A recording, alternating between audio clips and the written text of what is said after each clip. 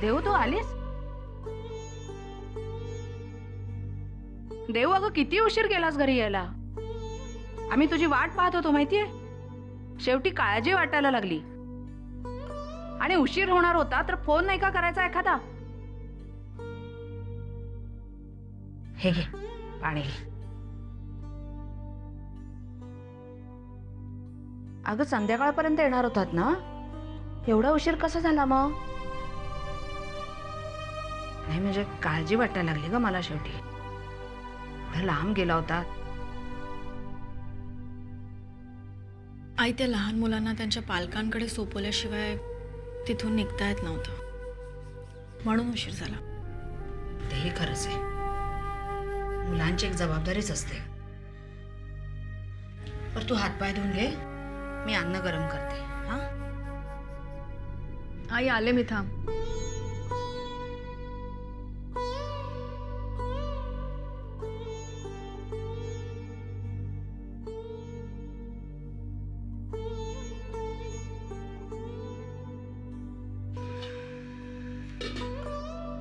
हा त्या पातेलीतच आमटी आहे.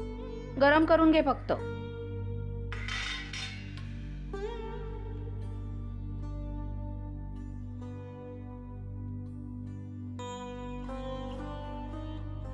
आता खेळामध्ये गावे, पण तू आमचा हात पकडलास. हाच तुझा हात आमच्या हातात कायमचा देशील, आयुष्यभरासाठी. अगं आमटी झाली गरम ती आता. हो.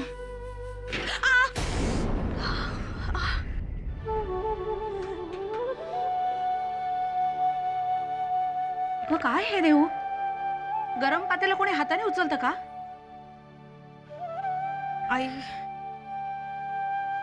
आई, मी फ्रेश होऊन येते.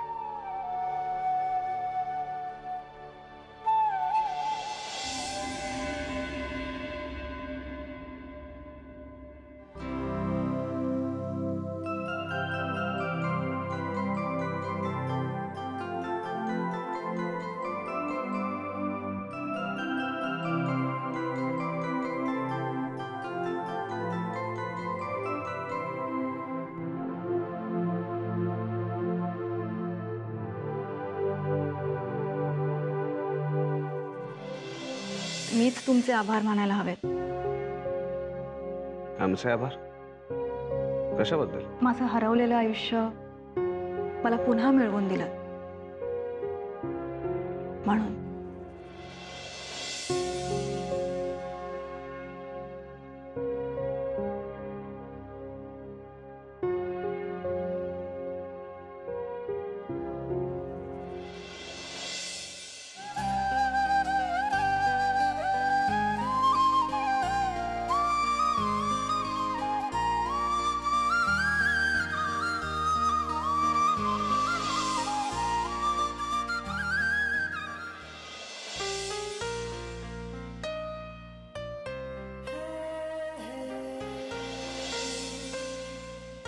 तुझा जो काही निर्णय असेल तो घ्यायची घाई करू नकोस. विचार करून तुझा निर्णय घे. कारण हा आमच्या आयुष्याचा प्रश्न आहे. प्लीज.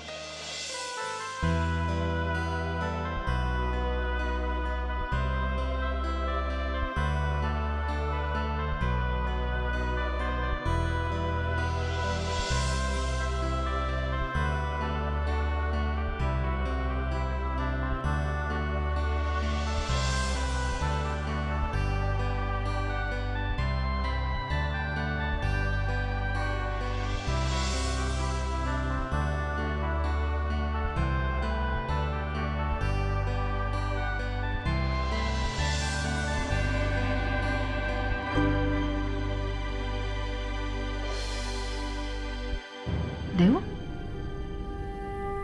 अगं हातपाय धुवायला गेली होतीस ना? इथेच बसलीस? हो, येते मी लगेच. हा, काय झालंय? तब्येत बरी नाही का? बरं नाही वाटत का? हा, काय झालं बाळा? नाही, असं का विचारतेस? अगं आल्यापासून बघते तू नीट काही बोलत नाहीयेस, स्वतःतच हरवल्यासारखी. साक्षी कुठे आहे? या साक्षीचं सुद्धा ना मला काही कळतच नाहीये. अगं लायब्ररीत जाते सांगून गेलीये आणि आता किती उशीर झाला आलीच नाहीये, पत्ताच नाही तिचा काही.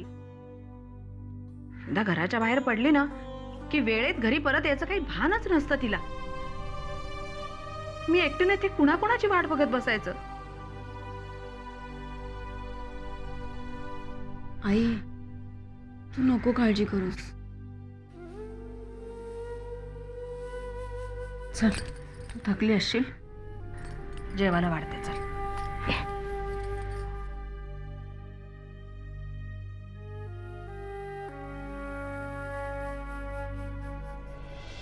किती वेळ यायला यायला, ह्याच्यामुळे ना मी अभ्यासामध्ये माती खाणार आहे नुसती. काय हे राज, किती उशीर केलास तू? केव्हापासूनची तुझी वाट बघत होते मी. हॅलो, तुझ्याशी बोलते मी. लक्ष कुठे आहे तुझं? बोल. राज, काय झालं? तू टेन्शन मध्ये आहेस? टेन्शन मध्ये? आणि मला लोकांना टेन्शन द्यायला आवडतं, कळलं ना? मलाही त्याचा अनुभव आलाय. राज, तुझ्यामुळे जर मी IPSच्या एक्झाम मध्ये फेल झाले ना तर सोडणार नाही मी तुला. नको सोडू, मला तेच हवं. यु नो राज, तू अशा जॅकेट मध्ये खूप स्मार्ट दिसतोस. You should wear such things. Thank you.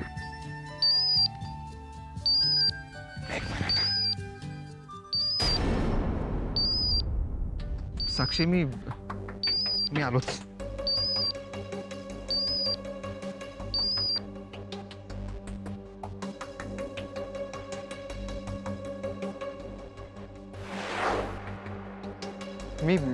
मी पोचतो.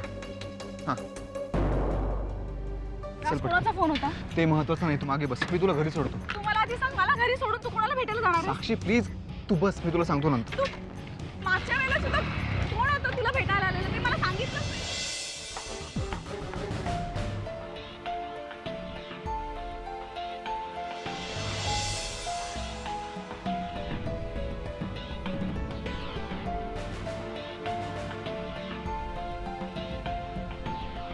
काय रे, ओळखात काहीला? हो साहेब, याच मॅडमनी पैसे दिले होते आम्हाला.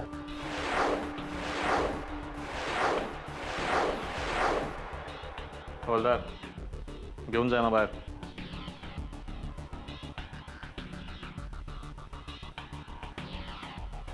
बोला. नताशा मॅडम, मला वाटतं आता न सांगण्यासारखं काहीच उरलं नाहीये. तेव्हा गप्प बसण्यापेक्षा जे काय ते कबूल करून टाका. बोला. हे बघा नताशा मॅडम, तुमच्या गप्प बसण्याने आता काहीच फरक पडणार नाहीये. आमच्याकडे सगळे साक्षी पुरावे आहेत, त्यानुसार तुम्ही मॅच कधीच हरला आहात. आता थर्ड अंपायर सारखं तुमचा आणि आमचा वेळ वाया घालवू नका.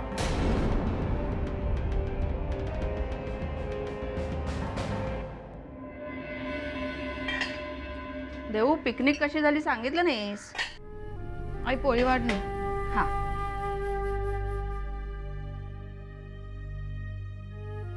कोण कोण होतं पिकनिकला? साक्षी आली.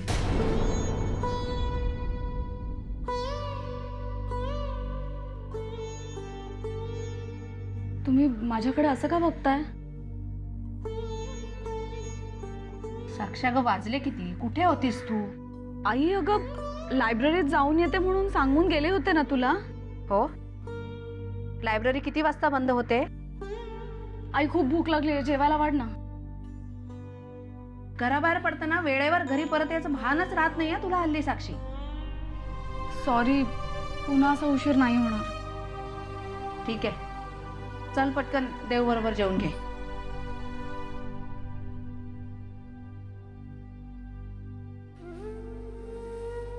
अगं हात धु आधी, बाहेरून आल्यावर हात कोण धुणार? लागली लगेच ताट घ्यायला. साक्षी तुझं ना काय चाललंय तेच मला कळत नाहीये हल्ली. बघ ही रोज अशी देऊ, तुझं लक्ष कुठे आहे? हा मला काय बोललीस? जेवणात लक्ष नाहीये तुझं. पोळी वाढ म्हणालीस आणि खातेस कुठे? आई मला भूक नाहीये. देऊ अगं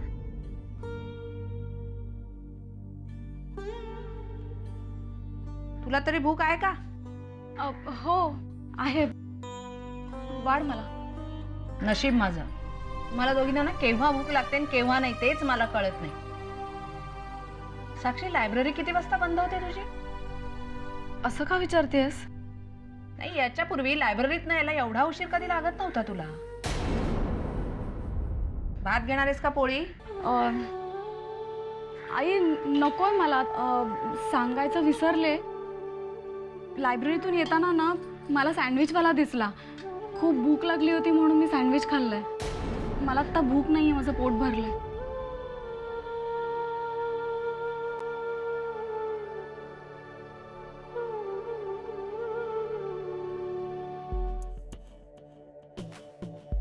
हो, माझ्यावरील सर्व आरोप मला मान्य आहेत. शाळेमध्ये घातपात करण्यासाठी या गुंडांना मीच पैसे दिले होते. आणि ते पैसे तुम्हाला रणवीर राजेंनी दिले होते, बरोबर? नाही, त्यांचा या प्रकरणाशी काहीही संबंध नाही. जे काही घडलं ते माझ्या मर्जीनुसार. पण का? आणि तुमच्या बोलण्यावर विश्वास कोण ठेवणार?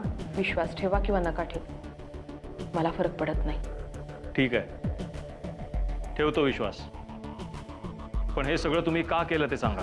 आणि हे कृत्य रणवीर राजेंनी करावं अशी परिस्थिती असताना ते तुम्ही का केलं? तुमचा कोणाशी वाद होता?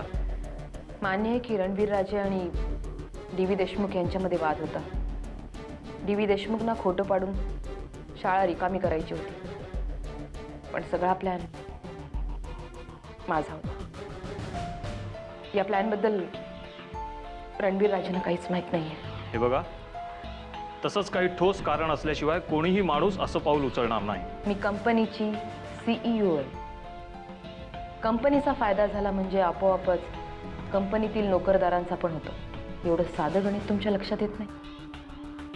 आणि कंपनीच्या फायद्याचा विचार करूनच लवकरात लवकर शाळेच्या जागेवर मॉल कसा उभा करता येईल याचा प्रयत्न मी केला. कमाल आहे.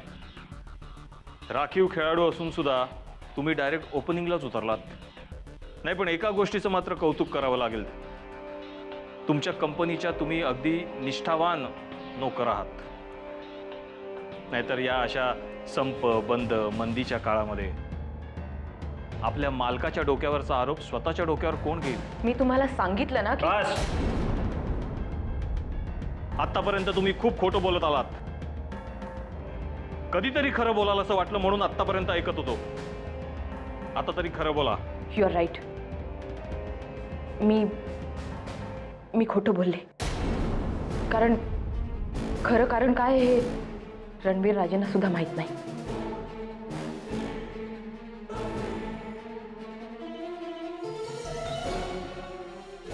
मी नुसती CEO नव्हते, सर्वा होते राजेश शिर्के इंडस्ट्रीजची. प्रत्येक निर्णय मी घेत असे. रणवीर राजे जरी मालक असले ना तरी शेवटचा निर्णय असायचा फक्त माझा, नताशाचा. पण एक दिवस तो विक्रमादित्य आला आणि त्यांनी माझ्या अस्तित्वाला सुरुंग लावला. ज्या केबिन मध्ये मी बसून ऑर्डर करायची त्या केबिन मध्ये बसून तो मला ऑर्डर करत होता. नाही सहन झालं मला नाही सहन झालं. त्याला धडा शिकवायचा ठरवलं आणि मग मी हा सगळा प्लॅन केला. मी पैसे खायला घातले. मी शाळेत स्लॅब पडलं. मी मुलांना मारलं. माझ्याकडून चूक झाली.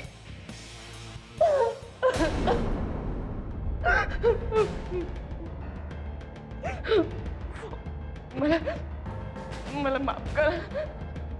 मला मला नाही इथे राहायचं, मला नाही राहायचं, मला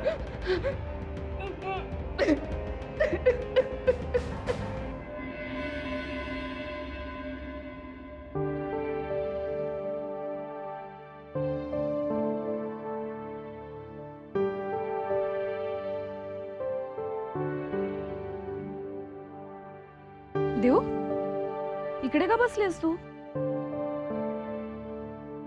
देऊ, मी तुझ्याशी बोलते, लक्ष कुठे आहे तुझं? हां, काय? बोल. काय कसला विचार करतेस एवढा? पिकनिकचं. पिकनिक? पिकनिक कशी झाली तुझी आजची? छान. विसरायची म्हटलं ना तरी विसरता येणार नाही. पिकनिक कधी विसरायची नसते. पिकनिक म्हणजे मजा, मस्ती आणि धमाल. असेल.